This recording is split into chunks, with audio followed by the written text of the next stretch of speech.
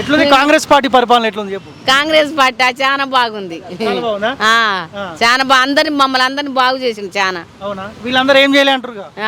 అదే కదా, మా కనీసం మాకు వచ్చే వస్తువులు కూడా మాకు ఇయ్యలేదు, ఎప్పుడు వచ్చేవి కూడా మాకు ఇయ్యలేదు.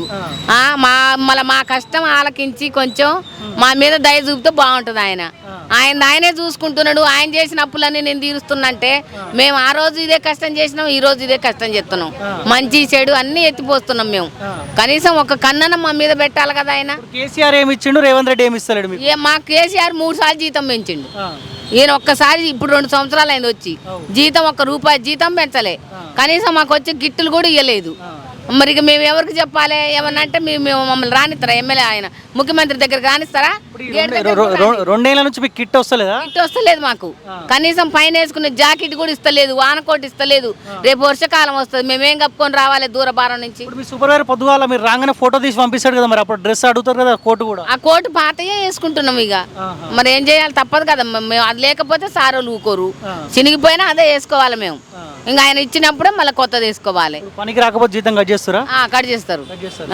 మా సెలవే మాకు కట్ కాదు. మా సెలవు రోజు కాకుండా మేము వేరే రోజు ఉంటే జీతం కట్ అయిపోద్ది.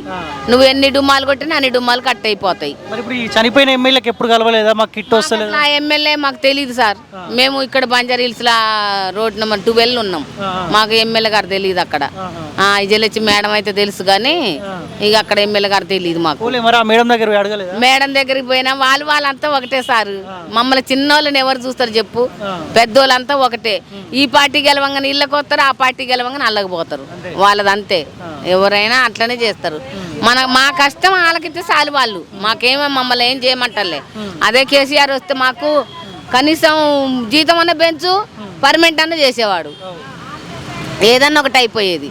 ఆయన రాకుండా ఆయన సరే ఏమో కాంగ్రెస్ పరిపాలన ఎట్లుంటుందో మంచిగా ఉంటుందేమో అని మేము ఈయనని గెలిపిస్తే ఈయన ఇట్లా చేస్తున్నాడు మమ్మల్ని.